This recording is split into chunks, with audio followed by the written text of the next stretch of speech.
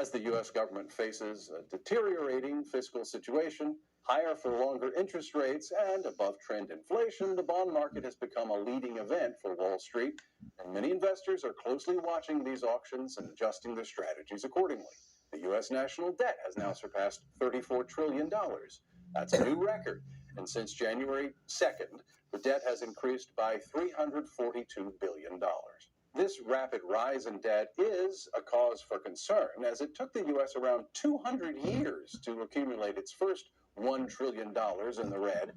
Now, that just takes a few months. The national debt and the economy as a whole have an impact on food prices. As the government tries to reduce inflation, it'll be important to monitor the effects on food. I guess all we can do is get out there and get ahead of it. So, bon appetit, America. White House and some secretaries of state. The top state officials say the federal government is trying to take over the voter registration process from states. It all started with Biden's 2021 executive order aimed at expanding voter registration and election information. The states say the executive order goes against the Constitution, which says matters of voting shall be left to the state legislatures. The executive order requires every federal agency head to design plans related to voter registration, ensure access for some people in federal prison, and design a ballot tracking system for absentee voters. West Virginia Secretary of State Mac Warner says that power is not given to the federal government in the Constitution. Warner says West Virginia will not accept voter registration forms collected by federal agents. Warner has vowed to fight the federal government all the way to the Supreme Court. And coming up, the nonprofit releases its Dirty Dozen list for 20. If you're a pro-life, pro-family Catholic, today define you as radical. These are anti-government, we have freedom of religion, freedom of speech, violent extremists, and they must be dealt with. Where he's, the president in Argentina, where he has the chainsaw and he's like, I will reduce the government. Trump can do something like that, where again we fire most of the unelected bureaucrats, get rid of a lot of the fat on the government, and make ourselves, let's say, able to pay off our federal debt, maybe, or something like that. Here's more on this from Just the News, explaining a bit further. Just the News explained it by saying the Biden administration recently implemented a new rule that would make it difficult, or more difficult, to fire federal employees. They say as well on Thursday, the Office of Personnel Management issued a rule that nonpartisan civil servants with protected status, you normally cannot get rid of them, will not be able to have that status taken away. That's, of course, what the Biden administration is doing. But I should add, it's all very shaky. This is sandcastles, folks. Sandcastles that can change as soon as the tide comes in. Now, as a bit of background, again, this ties to one of the major policies that Trump is hanging over the heads of federal employees. You might remember, Trump has a government in waiting. This is being done in conjunction with the Trump 2025 agenda, as they're calling it, a program through the Heritage Foundation, where they have all of his appointees waiting in the wings to come back into office. And when they do, they're going to do what Trump did not do last time. When Trump came into office in 2016, and this was one of the big criticisms against him of a lot of people who even supported him, but people who just understood how government works, is that last time when Trump came into office, he did not bring a cabinet with him. He did not replace a lot of the officials who were there. Yeah. And some would argue that because he did not replace a lot of these officials, they were acting against them through the roles that they maintained. Yeah, and we did witness that many of the officials who Trump kept in the wings ended up turning on him. They betrayed him almost to a T. Almost every one of them, in fact. They betrayed the President of the United States, right? They turned against Trump. They were involved in the investigations against him. They were involved in the Trump-Russia hoax. They were involved in what I would call an attempted coup d'etat, a palace coup, whereby they falsified evidence, used falsified evidence to investigate the president, appointed a special counsel to investigate the president, used controlled media to make the entire country believe the president was a Russian agent. all based on the premise of false information on the Trump-Russia hoax, which had been financed by the Clinton campaign of the Democratic Party. This is all known now. But they used that to try to remove the president from office, and many of these unelected bureaucrats and others who, again, just Trump didn't replace, were involved with that scandal. Now, that being the case, what Trump currently has in place is a system to, again, fire all those people and bring his new cabinet in. The big difference, though, is it's not just the appointees. It's not just those 4,000. There's also people at the heads of all the different agencies, similar leadership positions all through the government. And these individuals normally cannot be fired. They cannot be removed because they're not appointees, and there's other classifications on the nature of their jobs. You cannot get rid of them. And so they represent a type of government that is there regardless of who is in power.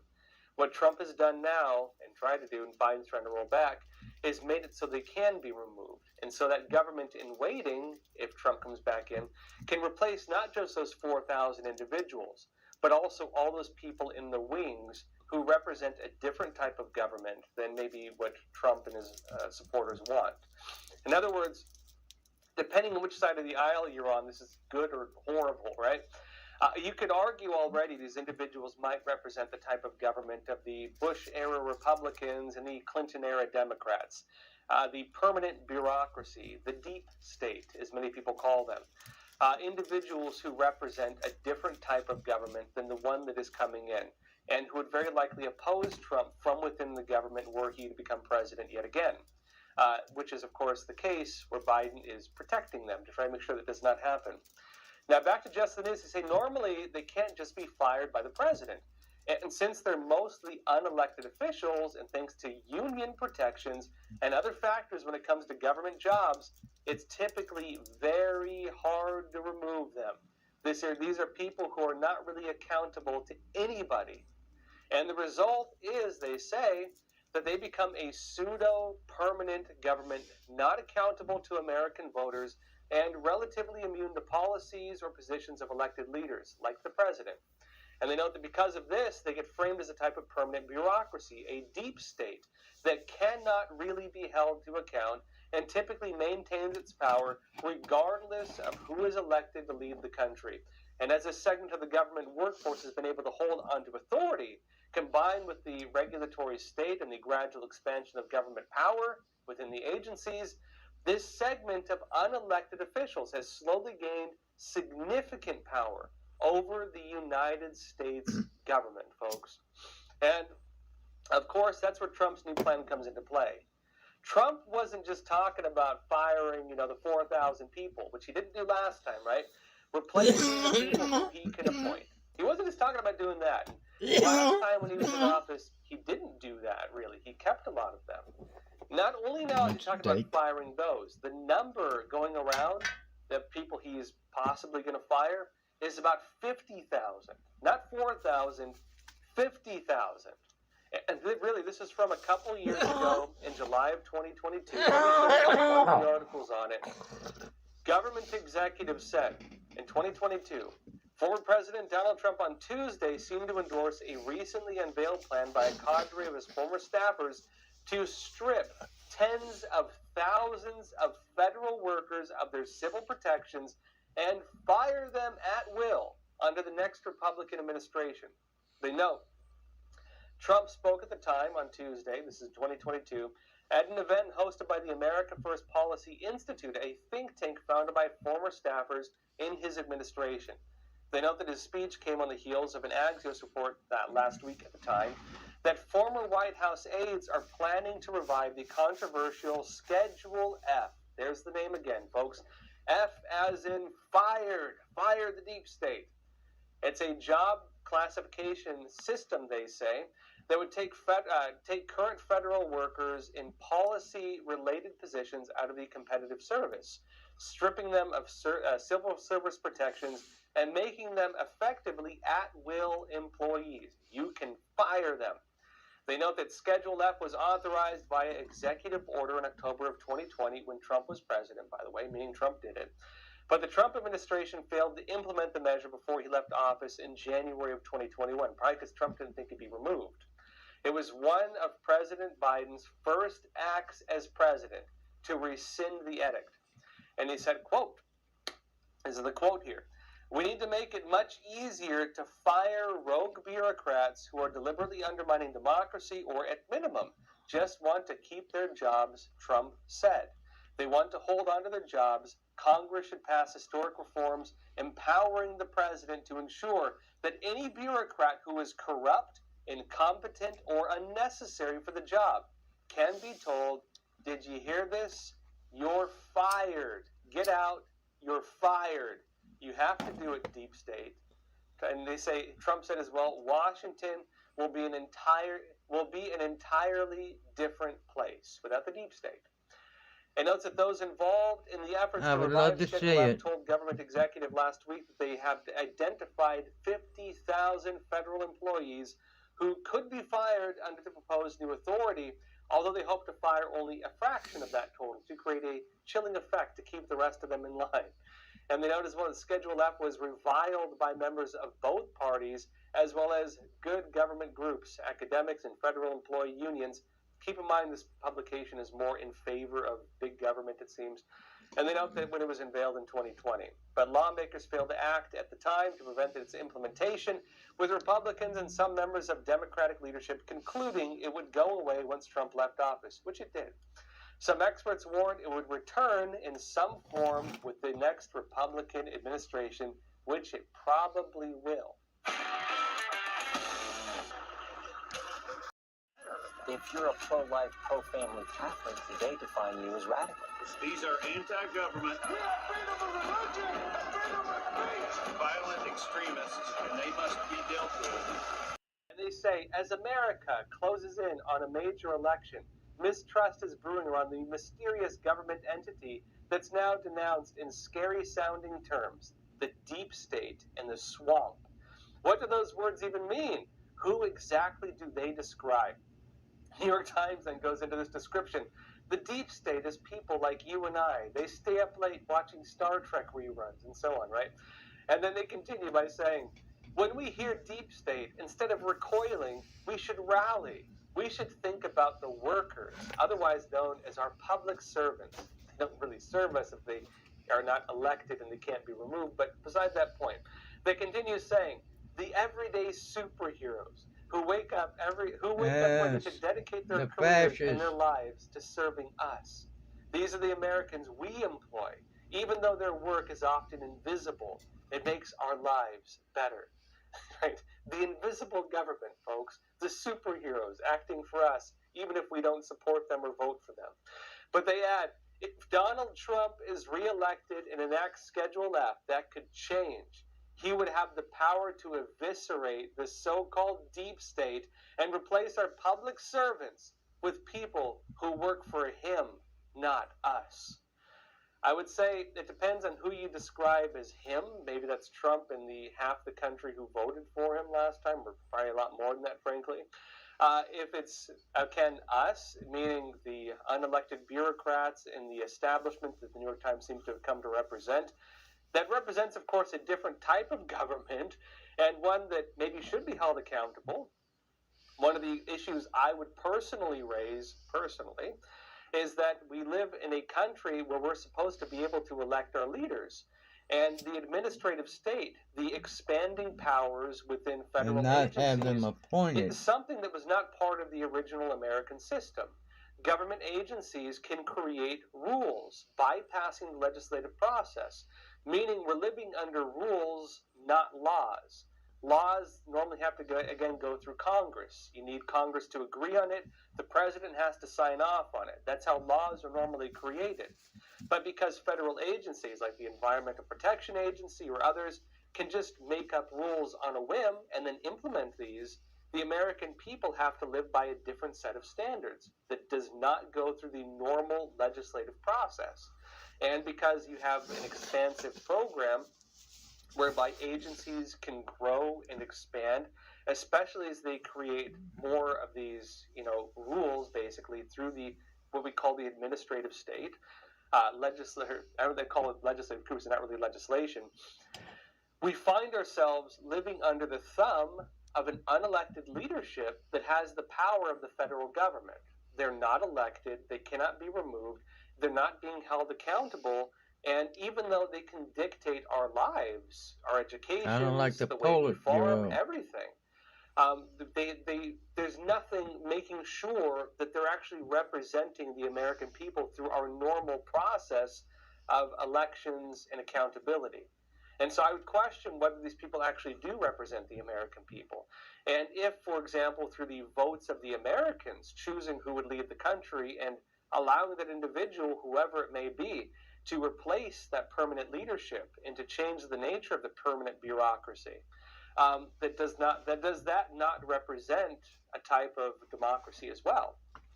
Again, a republic, which is what America is, we are not a democracy. A republic is defined as what you call representative democracy. We elect the people to represent us in the democratic process. And if, for example, the people we elect are no longer representing us, or even if they're bypassing the process entirely, that's not a democracy, that's not a republic, that's a tyranny. That is a tyranny run by unelected bureaucrats. That is not what we have as a normal system of government. And so I would argue, ironically, that what Trump is doing is more in line with actual democracy and the actual nature of a republic being representative democracy than this type of permanent dictatorship that these other individuals seem to be trying to defend. A permanent dictatorship, I assume they're only defending because the individuals they're trying to defend align with only one side of the political aisle, it seems, align with only one subset of a political party. They do not represent all of us, meaning, again, these are not people who represent all of Americans. They represent a certain subset of an agenda or an ideology. And again, that does raise the question, should they be removed? What holds them to account if they become corrupt, as Trump is raising? What holds them to account if they misuse their power, if they do things that are abusive to the American people? Should they not be held to account if they do that? And should it be the case that we have no ability to fire them, even if they abuse their positions of power? Even if, for example, they engage in things that are harmful to the American people?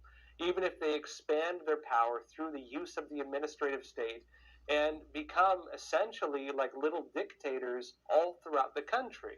Should we not have a system of accountability for those individuals? That is the real question that is being raised here. Now, I'd note that the New York Times, while defending the deep state, go figure, that's New York Times for you.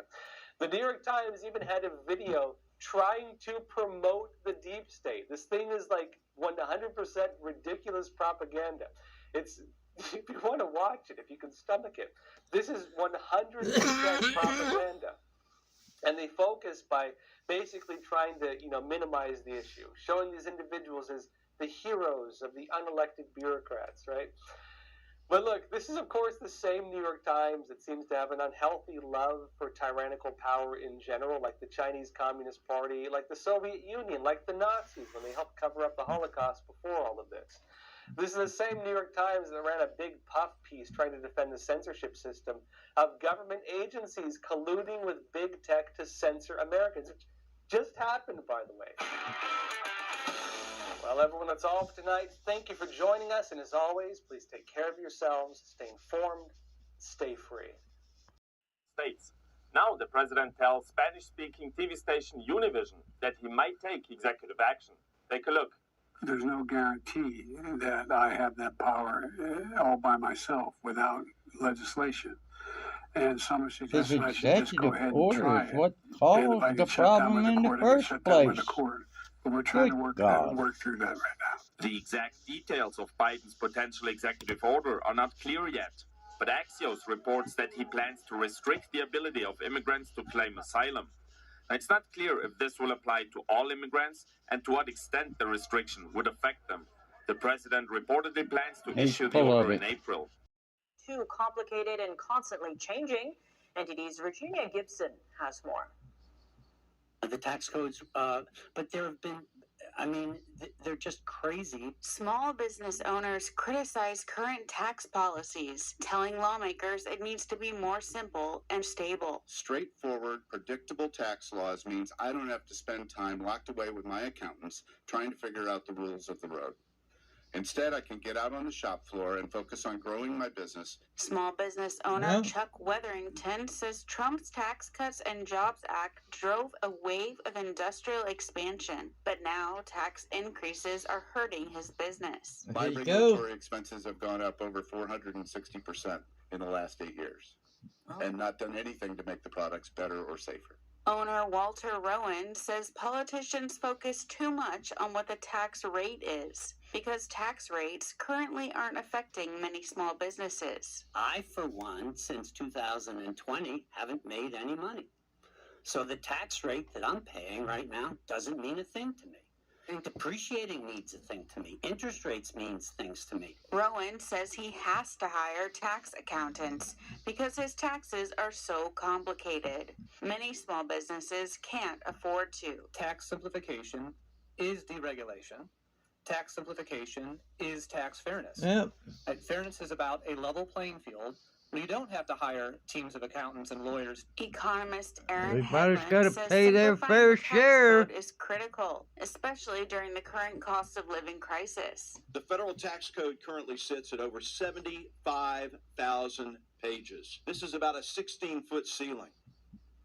The federal tax code and all the guidance that goes along with it would be twice the height of the ceiling. Republican Mark Alford says Biden's proposed budget contains $4.9 trillion in new taxes. The Treasury Department says $2.7 trillion would come from businesses over 10 years. Alford believes Biden's budget would hurt small businesses. Virginia Gibson, NTD News.